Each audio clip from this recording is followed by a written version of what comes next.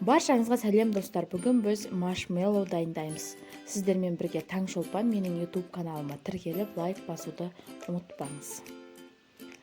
Ол үшін бізге 60 мл суға 10 грамм желатинді қосып, жақсылап араластырып, бұқтырып қоямыз.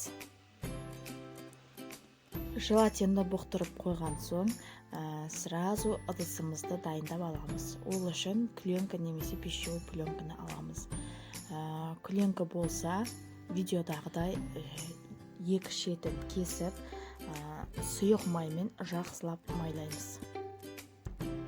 Сұйық маймен майламаса, біздің маршмеллоумыз жабысқалуы мүмкін. Ыдысымызға кішкене су тамыз жібереміз, пленка жақсы жабысу үшін. Осылай пленкамызды жақсылап орналастырып, бір шетке қойып қоямыз. Газге қоятын ыдысқа 220 грамм қантты, 60 мл суды және лимон шырынын қосамыз. Газге қойып, жақсылап ерігенше, жақсылап еріп қайнағанша отта ұстаймыз.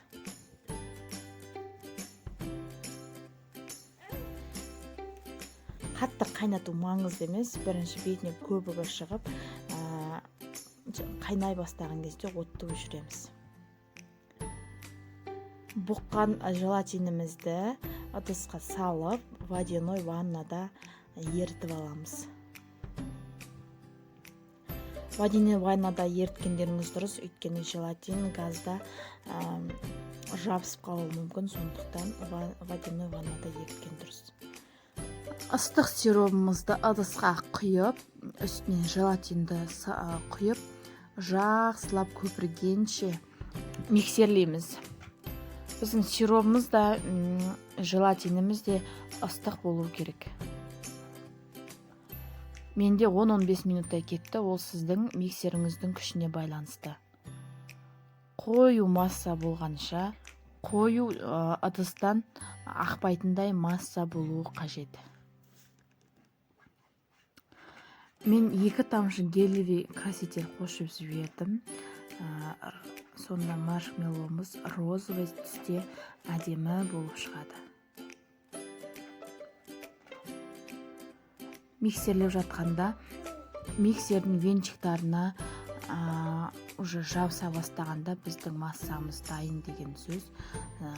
Тез-тез ыдысымызға құйып, тегістеп бетін жауып, 2-3 сағатқа немесе бір түнге қойып қойсаңыздар болады. Менде 3-4 сағат тоңазытқышта тұрды.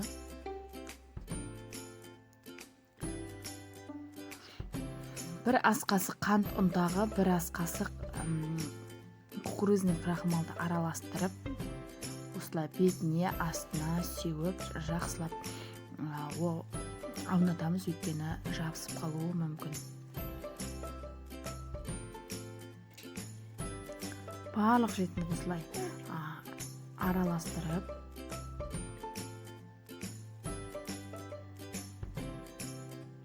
жабысып қалмас үшін өте дәмді, жұмсақ болып шығады, ауызда ериді. Жасап көріңіздер, балаларыңызға ұнайды деген ойдамын. Менің каналыма тіркеліп, лайк басуды ұмытпаңыз. Рахмет.